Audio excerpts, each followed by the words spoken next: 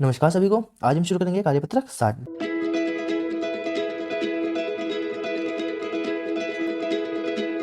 देखिए इसकी दक्षता क्या है, गुणनखंड को और गुणनखंड को समझ पाना। ठीक है, अब देखिए इसके अंदर क्वेश्चन नंबर फर्स्ट क्या है आपके पास, निम्नलिखित कौन सी संख्या 40 के गुणनखंड नहीं है। तो ठीक है, यहीं से अपन समझेंगे गुणनखंड क्या होते हैं। ठीक है, देखो वह संख्या जिनका, देखो 40 तक ही होगी संख्या। अब वह संख्या है जिनका 40 में पूरा पूरा भाग चल जाता है, वो क्या है इसकी गुणनखंड है। जिससे एक है, एक सभी का गुणनखंड होती है, एक का भाग सब में चल जाता है। फिर दो से 40 का भाग देंगे तो चल जाएगा ना, दो 20 बार में पूरा पूरा भाग जाएगा। फिर 4 का पूरा पूरा भाग जाएगा। फिर किसका है, 6 का जाएगा। फिर पाँच अंट है 40, 5 का भी चल जाएगा। 6 का जाएगा, नहीं जाएगा। 7 का नहीं, 8 का चल जाएगा। 8 एक 8, 8 दूनी 16, 8 24, 8 चौक 32, 8 पंजे 40। ठीक है, ये भी चल जाएगा। फिर यहाँ पे देखो 10 का, हाँ 10 का भी, 10 चौक 40। फिर 11 का, 12 का, 13 का, 16, 17, किसी का भी यहाँ पे देखो, यहाँ पे किसी का भी पूरा पूरा भाग 40 में नहीं जाएगा। तो ये संख्या क्या हो गई, ये इसकी हो गई गुणनखंड। ठीक है, क्या हो गई इसकी गुणनखंड हो गई। ठीक है ना। अब देखो क्वेश्चन नंबर 2 में आओ। क्वेश्चन नंबर 2 क्या है आपके पास, क्वेश्चन नंबर 2 है कि सही विकल्प पर निशान लगाइए। अब क्या है, इनके 20 और 60 के सार गुणनखंड। सार गुणनखंड का मतलब क्या है यहाँ पे, कि 20 और 40 दोनों के अंदर कोई कॉमन गुणनखंड होगा। मतलब दोनों के अंदर जो 20 के अंदर भी पूरा पूरा भाग चल जाता है और क्या है 60 के अंदर भी पूरा पूरा भाग चल जाता है, तो वो क्या होगा, इन दोनों संख्या का क्या होगा, सार गुणनखंड। तो यहाँ पे कौन सा है, देखो 11 का पूरा पूरा भाग जाता है क्या 20 और 60 में, नहीं जाता है। तो यहाँ पे कौन सा होगा, यहाँ पे 10 क्या है, 10 का 10 दूनी 20, 10 चिंग 60। तो 10 क्या हुआ इसका सार गुणनखंड हुआ। ठीक है, अब आओ देखो, अब देखो 16 और 24 का सार गुणनखंड क्या होगा, 5 हो गया, क्या 5 5 त्रिक 15, तो इससे कम आएगा। फिर 5 चौक 20, इसमें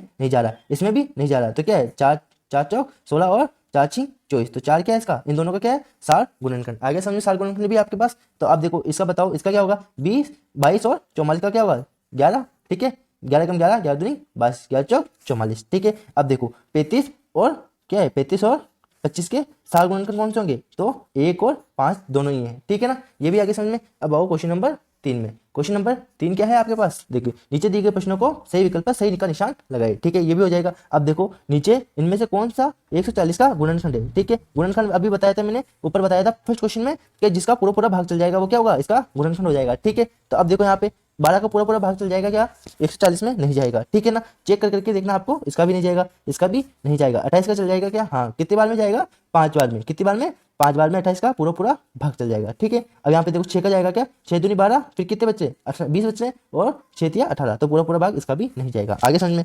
अब देखो 6 वाला क्वेश्चन क्या है, इनमें से कौन सी संख्या 555 का गुणनखंड है। 25 का जाएगा क्या, नहीं जाएगा। ठीक है, किसका जाएगा, 43 का जाएगा क्या, नहीं जाएगा।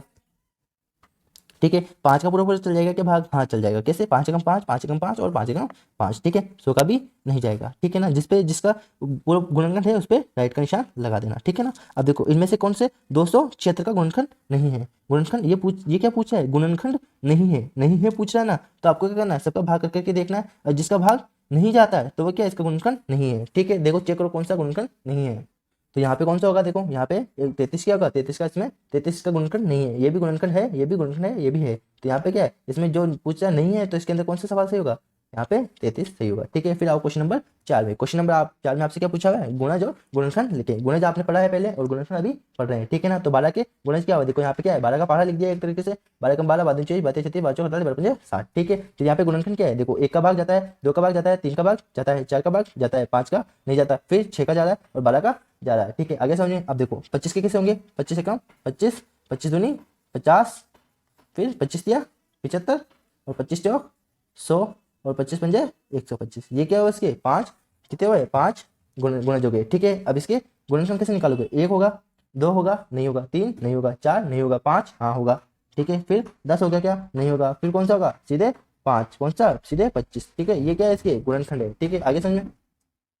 ठीक है, अब ऐसे ही क्या करना है आप उनको, 44 के क्या करने हैं, 44 के गुणज निकालने। तो क्या होगा, 44 फिर 88 फिर 132 फिर 176 और 100 क्या होंगे 220। ये क्या होगा, इसके 5 गुणज हुए। अब इसके क्या निकालने पड़ेंगे अपन को निकालने हैं गुणनखंड। ठीक है, गुणनखंड कैसे होंगे, 1 होगा, 2 होगा, 3 होगा क्या, नहीं, 4 होगा क्या, हाँ 4 होगा, फिर 5 नहीं होगा, फिर 6 नहीं होगा, फिर 7 होगा क्या, नहीं होगा, फिर क्या क्या आएगा सीधे 11, फिर क्या होगा 22 और फिर बाद में 44 खुद। ठीक है, ये हो गया क्वेश्चन नंबर 4 आपके पूरा। अब आओ क्वेश्चन नंबर 5 में। क्वेश्चन नंबर 5 क्या है आपके पास, क्या है, भाग विधि द्वारा गुणनखंड करना करे। ठीक है, ठीक है, अब इसमें क्या है, अपन भाग विधि सीखेंगे। देखो जैसे ये क्या लिखा हुआ है आपके पास, ये आपके पास दिया हुआ है 228। ठीक है, इस 228 का अपन क्या निकालेंगे, भाग विधि द्वारा गुणनखंड करेंगे। ठीक है, अब भाग विधि द्वारा कैसे करेंगे, जैसे ये है 228 लिखा हुआ है आपके पास।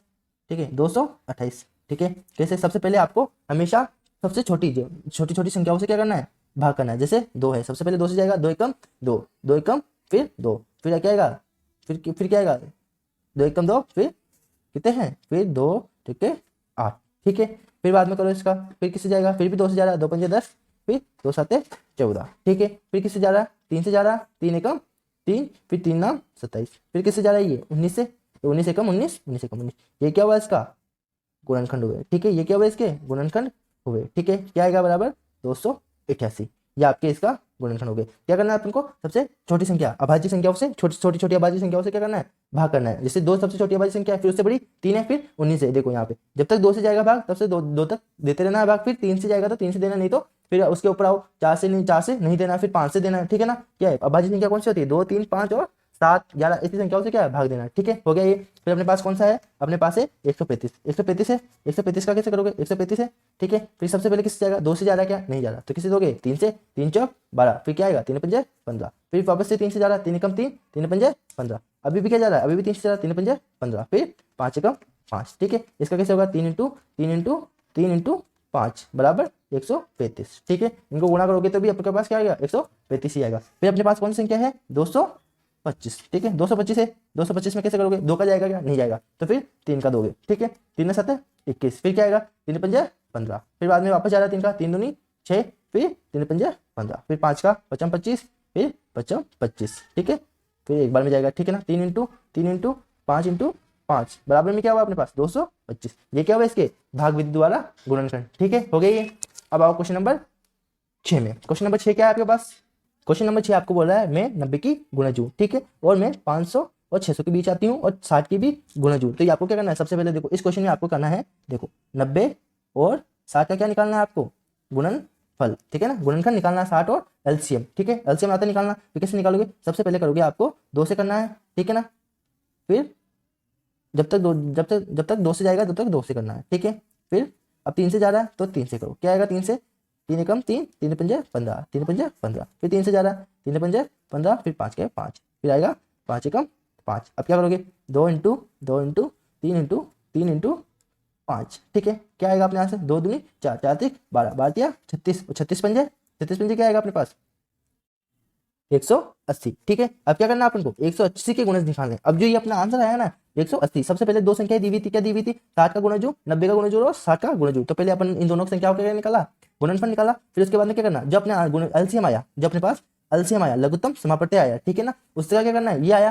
अब इसके गुणज निकालने हैं जो 600 500 और 600 के बीच में हो। तो देखो क्या करो 180, फिर कितने आएंगे 360, फिर 540 आएंगे, और उससे बड़ा करोगे तो 600 से बड़ा हो जाएगा। तो क्या आएगा अपने पास, क्या नंबर आएगा अपने पास 540, क्या नंबर आया अपने पास 540 वो संख्या होगी, ठीक है। अब आओ क्वेश्चन नंबर 7 में। मैं 60 का गुणज हूं और किसका 80 का भी गुणज हूं। तो अब ऐसे ही करना है अपन को, क्या करना है देखो 60 का और 80 का क्या निकालोगे सबसे पहले एलसीएम, ठीक है। करो जब तक 2 से जाएगा तब तक 2 से करना है, तो 2 फिर 40 बार में, फिर क्या आएगा 15 बार में, फिर 20 बार में, फिर क्या आएगा अभी भी 2 का जा रहा है इसमें, तो 10 बार में और 15 ये के 15। फिर यहाँ पे आओ, फिर 2 का फिर क्या जाएगा 5 बार में 15 बार में, ठीक है। फिर जाएगा 3 का 3 पंजे 15, फिर 5, फिर 5 का एक बार, ठीक है। अब करो नीचे गुणा 2 इंटू 2 इंटू 2 इंटू 2, फिर 3 इंटू 5, क्या आएगा बराबर में 2 दूनी 4, 4 दूनी 8, 8 दूनी 16, 16 पंजे 80, 80 तिया 80 के 3 8 24, तो क्या आएगा 240, ठीक है। 240 का गुणज निकालो, क्या आएगा 240 के गुणज क्या आएगा, देखो 240 का गुणज आएगा, फिर क्या आएगा 480, ये क्या है 500 छोटा है, फिर उससे बड़ा करोगे कौन सा आएगा 720, इससे बड़ा करोगे तो 900 बड़ा हो जाएगा। तो कौन सा आया अपना आंसर, क्या आया अपना आंसर 720 अपना आंसर आएगा, ठीक है। ये समझ में आ गया कैसे विधि से किया है मैंने, भाग विधि से सबसे पहले इन दोनों का क्या किया है गुणनखंड निकाल लिया है, ठीक है, एलसीएम निकाल लिया है, फिर बाद में उसका जो एलसीएम आया उसका गुणज निकाल के अपन ने इसको क्वेश्चन को सोल्व किया है, ठीक है। वीडियो अच्छी लगे तो लाइक करना, शेयर करना और चैनल को सब्सक्राइब करना। Thank you.